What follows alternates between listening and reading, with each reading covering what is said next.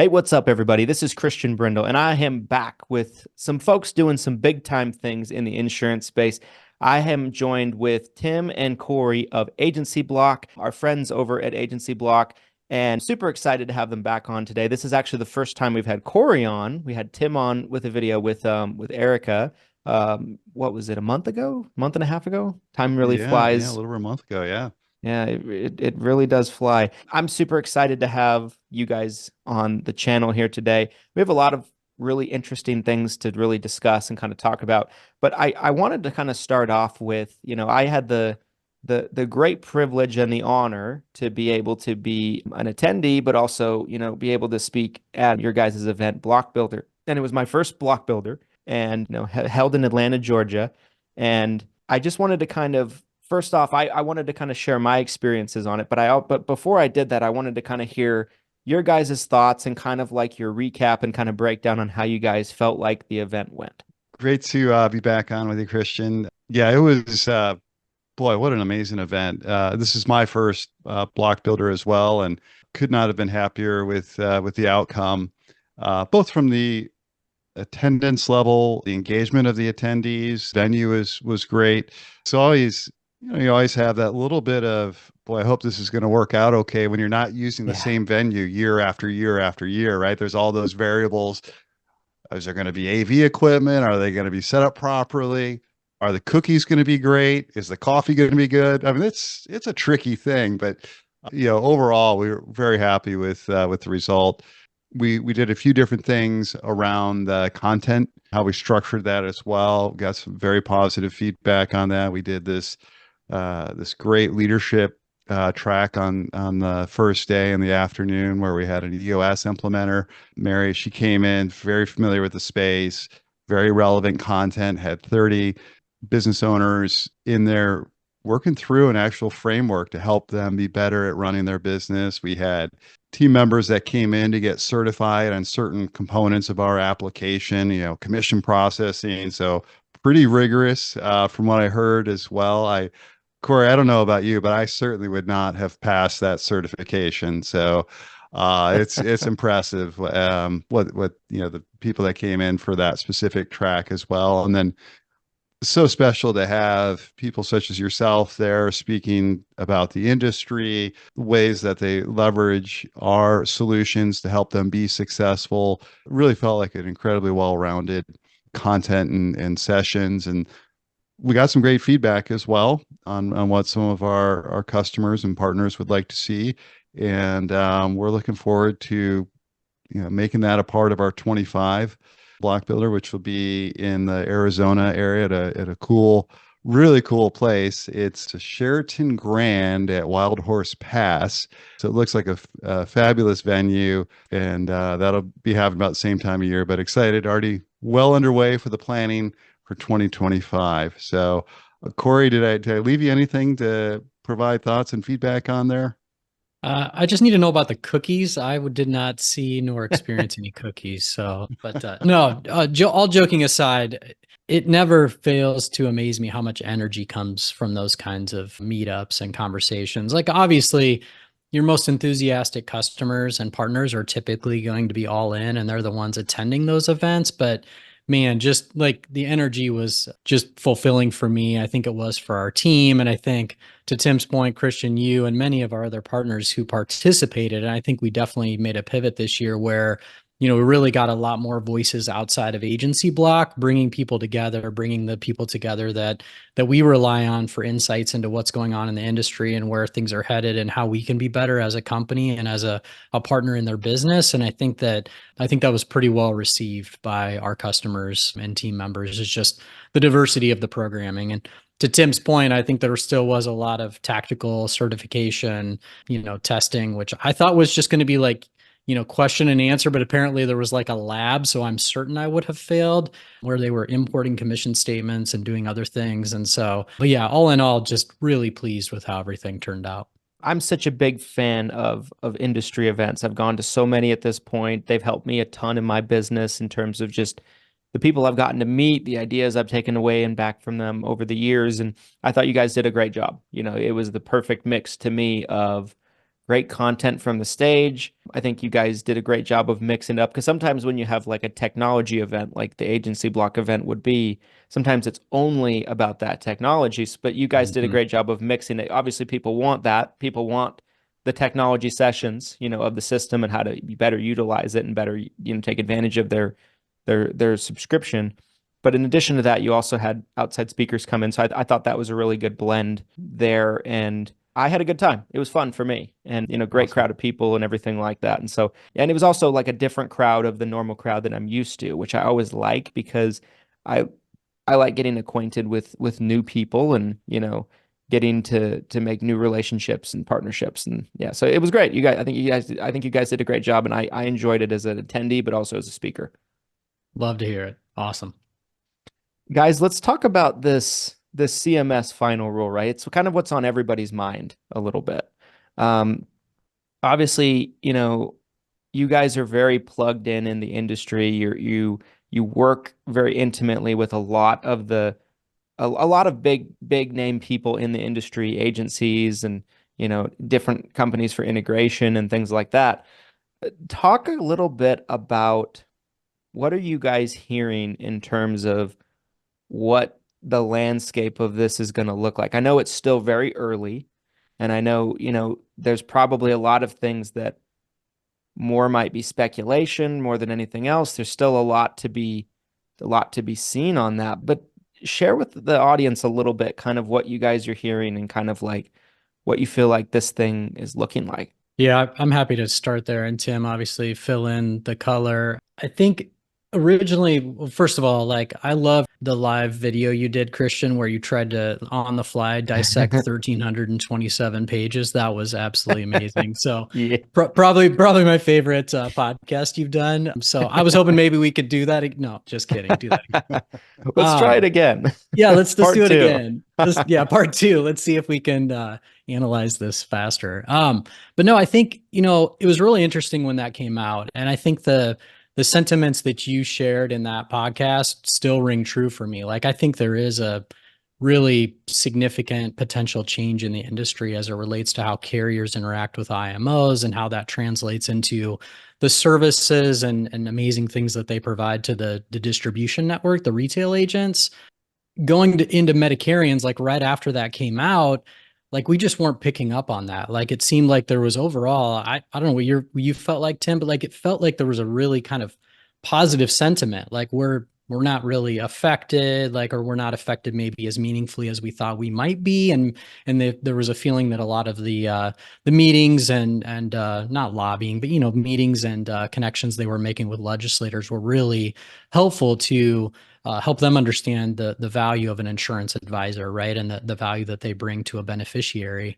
And I think that still rings true. I do, though, feel like we've continued to hear some additional rumblings in the area of, how the carriers might be approaching this with the IMOs. Obviously, if an extra $100 is being provided to the retail channel, like to the actual broker, like I'm guessing that's not just additive to what the carriers are spending. Like that's going to have to come from somewhere, I'm guessing. Like, and so it feels like we're starting to hear a little bit more about the carriers trying to maybe, be more thoughtful around the revenue that's flowing out of their coffers, right, into the distribution network. And I have to imagine, that's going to affect the different levels of IMOs differently, right? You've got the kind of top of hierarchy IMOs, which, I think that the carriers can't survive without some level of that, and maybe a couple of levels below that. But I think that at some point they're questioning the efficiency of that distribution network. And I don't fully understand, I've heard there's up to, 7 or something levels that can be in play. And I don't understand at which point those services are provided down to the retail agents and how important those layers are. But you have to imagine the carriers are trying to figure out how to make it more efficient, right, in terms of the distribution network. And I have to imagine that given the changes not only on the broker compensation side, but also the prescription drug caps, like that's got a pretty significant, I think, revenue impact to them as well. So, I mean, they've been at this for, 50, 100 years, like they're going to figure out like how to, run their business profitably and successfully. And I have to imagine that's going to result in some level of impact to the, both to the distribution network as well as the retail brokers in terms of the level and importance of the services that they're currently getting from IMOs. So I don't know if that's any new information to anybody, but it seems like, again, really positive sentiment at Medicarians. I feel like starting to kind of hear about and hear directly that there may be some kind of, changes that could be disruptive. How disruptive? Not sure. Yeah. Tim, what are your thoughts?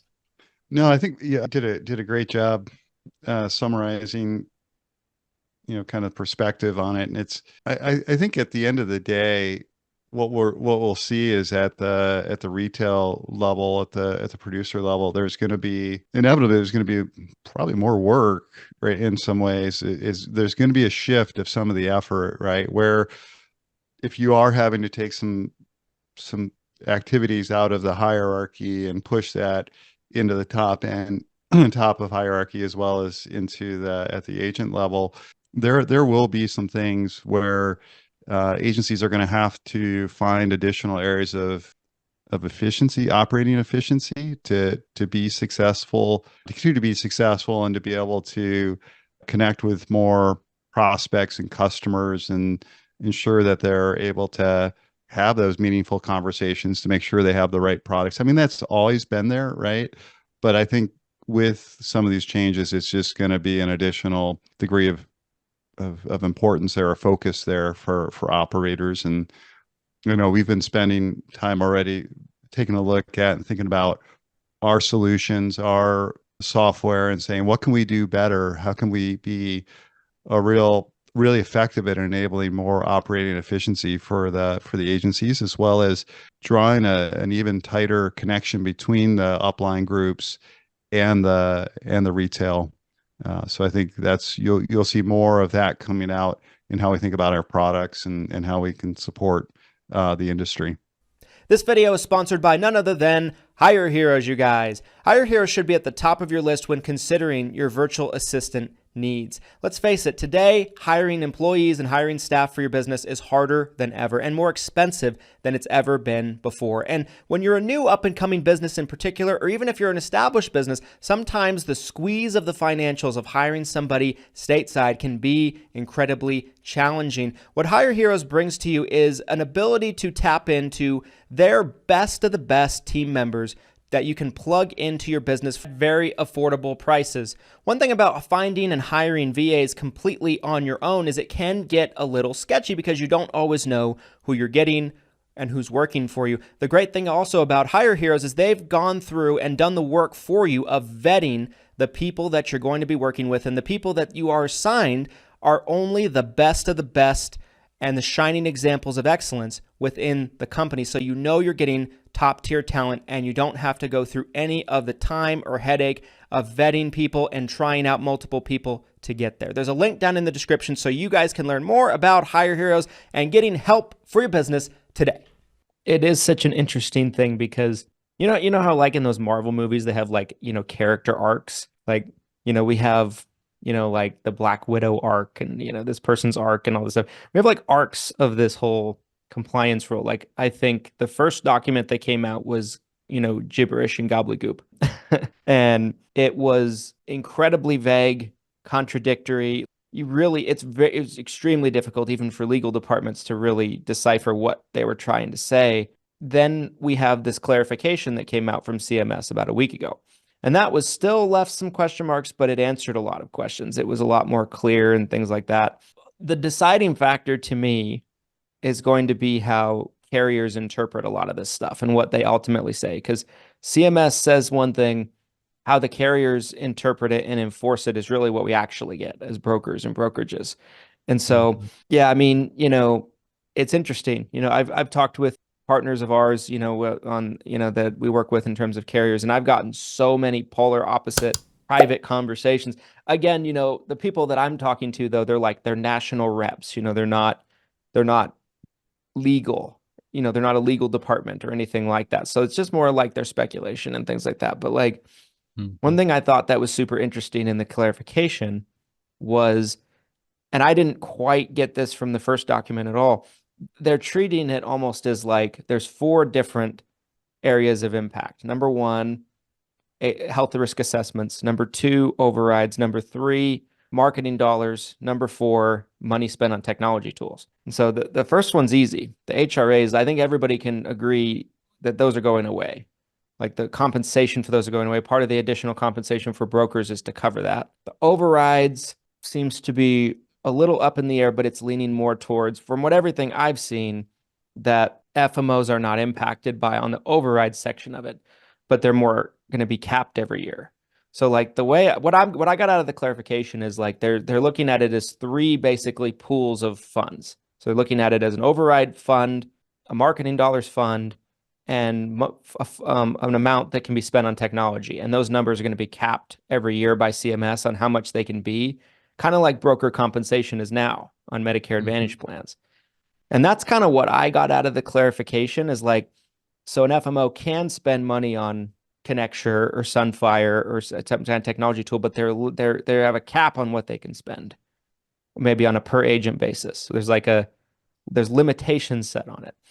So, and FMOs can earn overrides, but there's going to be a cap put on what the top of hierarchy override limit can be, or something like that, and so on and so forth. So that's kind of what I got out of it. But like, I've been telling people for weeks now, what matters the most is what the carriers say, and the carriers might not agree. Like if one carrier might do it this way, another carrier might do it this way, and it's going to be totally different. And that's kind of where a lot of these CMS rules ultimately fall. Like so many of these rules and regulations, like if you follow it with carrier A, you're probably breaking a rule with carrier B.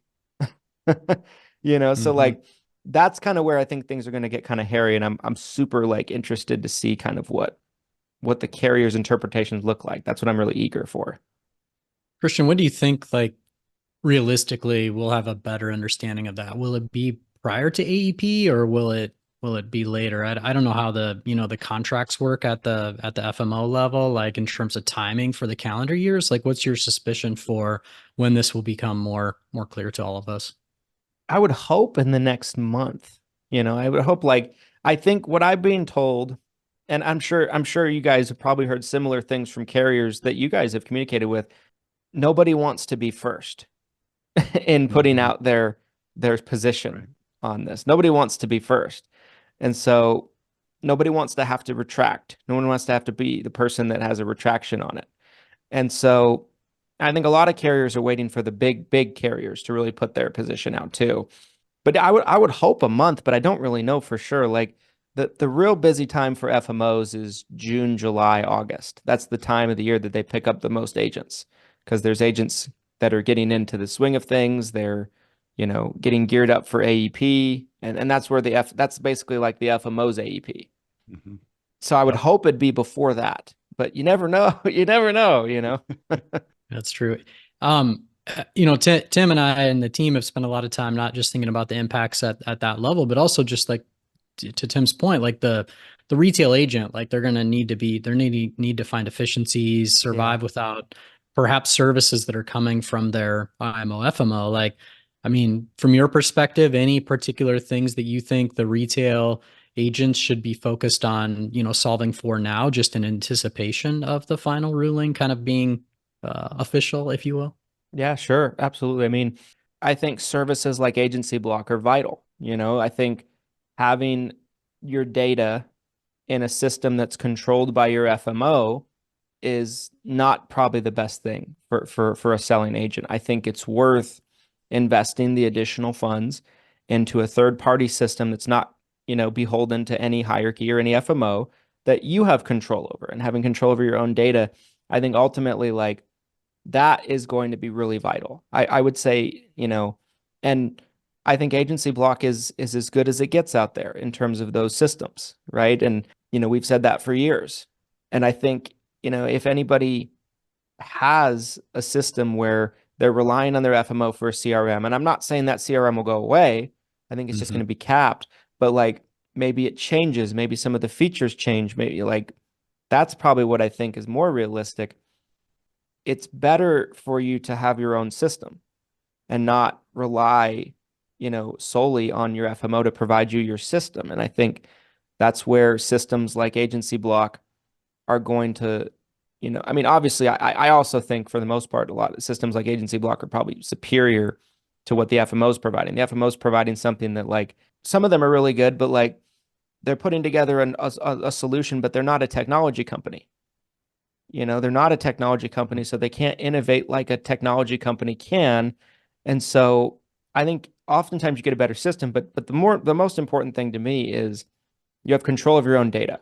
Like, you're not going to be locked out one day. And I've said this even before this rule, because if someone wants to move from one FMO to another and they have all your data, even if you get it out, they still have that data. There's nothing to really stop them from using that data or sharing that data or anything else like that. And I think I think controlling your own data is really, really key. So if I would say that's where my view is agents should be looking at is, solutions like what AgencyBloc is providing is an answer to some of these things, to where even if something like that happened technology wise, let's say technology wasn't able to be provided. I don't think that's going to happen, but let's just say, you have your own technology, it won't impact you as much. It's easier to pivot.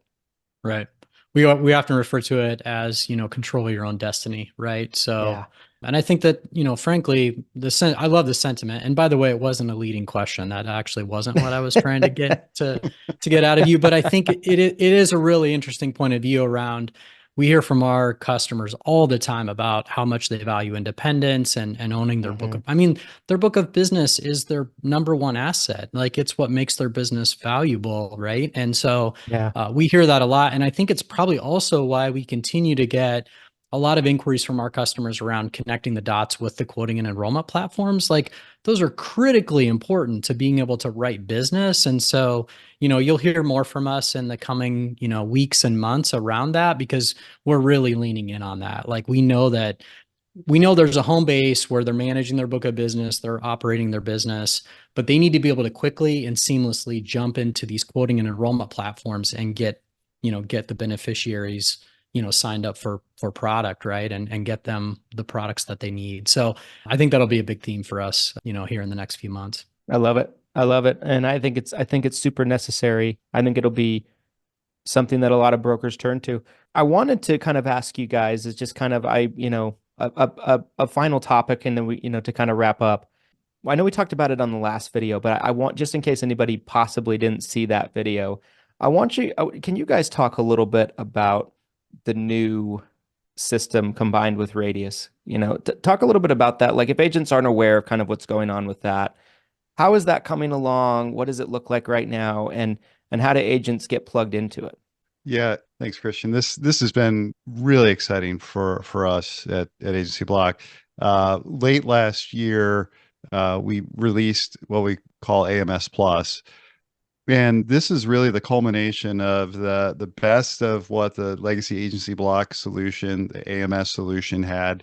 All the back office management, customers, policies, commissions, marrying that with what Radius, or Radius Bob, also known as, had, which was a lot more of what we'd consider to be more front office. So lead engagement, lead scoring, VoIP functionality. So being able to have a click to call feature set built right into the software, enhanced texting capability as well, some enhanced email capability. So if you think of this continuum of what do you need to run your business, the front end of it, right, which is getting leads, prospects, importing, working those, converting them to customers, managing them as customers, nurturing them, trying to make sure you're staying connected with them, ensure they have the products that they need.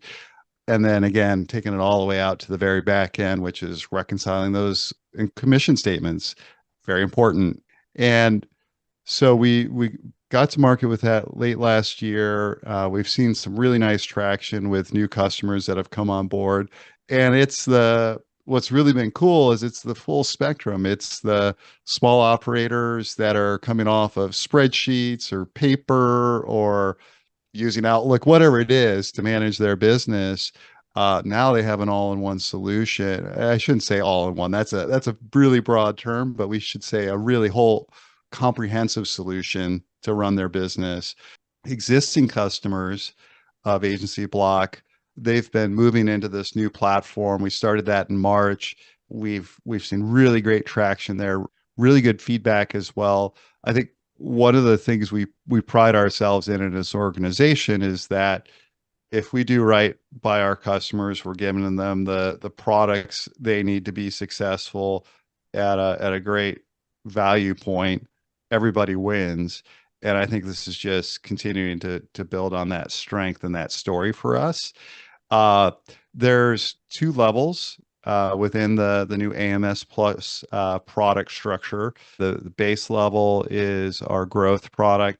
Scale gets you more of the VoIP functionality, more of that kind of virtual interaction, engagement feature set with your customers and your prospects. It's gone incredibly well. We're really excited about the next steps as well. As Cory mentioned, we're working on some really cool things with quoting and enrollment integrations with additional quoting and enrollment partners. Also enhancing that capability within that framework.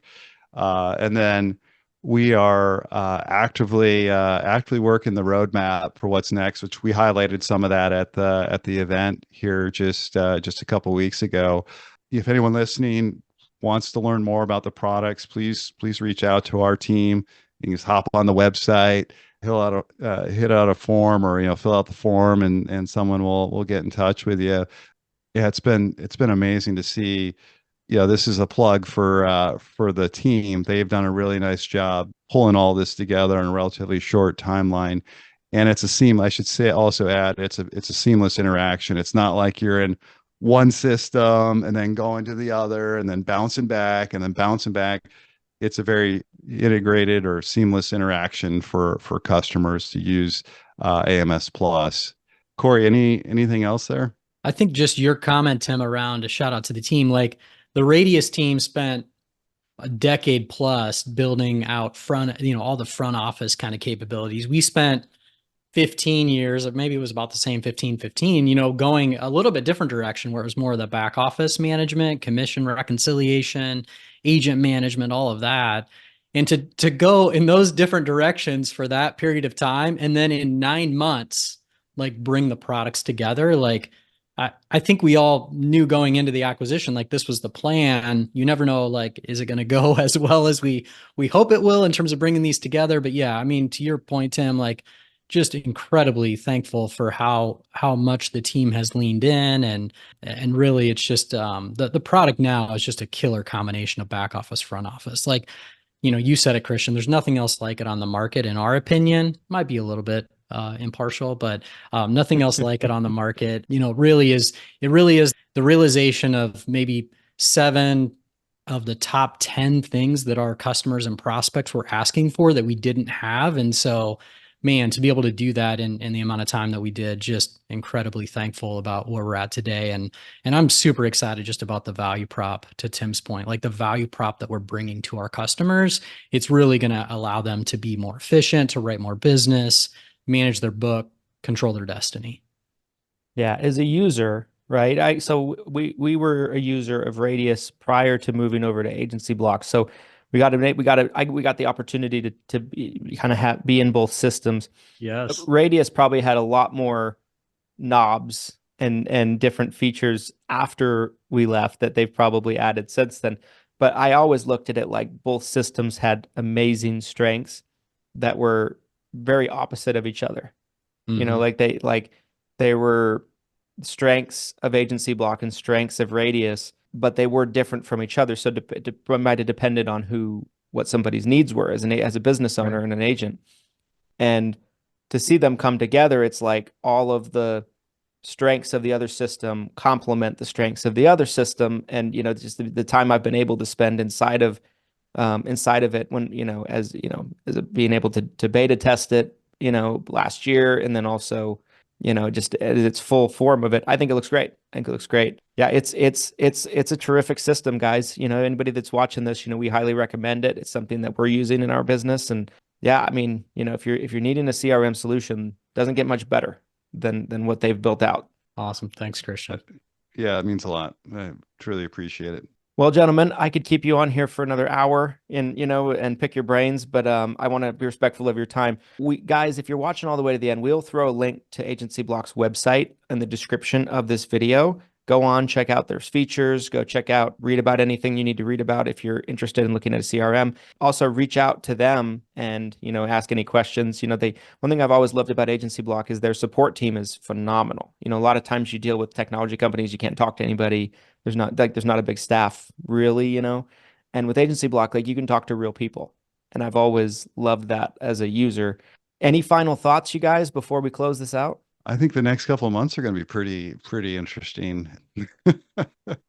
Indeed. I agree. I'm sure there'll be a lot of content on it, but hopefully we get an opportunity to catch up with you again, Christian. It's always great to see you, great to connect with you. Likewise. I definitely appreciate you both, coming on and kind of sharing your perspectives and everything you guys do. So really appreciate you coming on, and we'll have to do it again soon.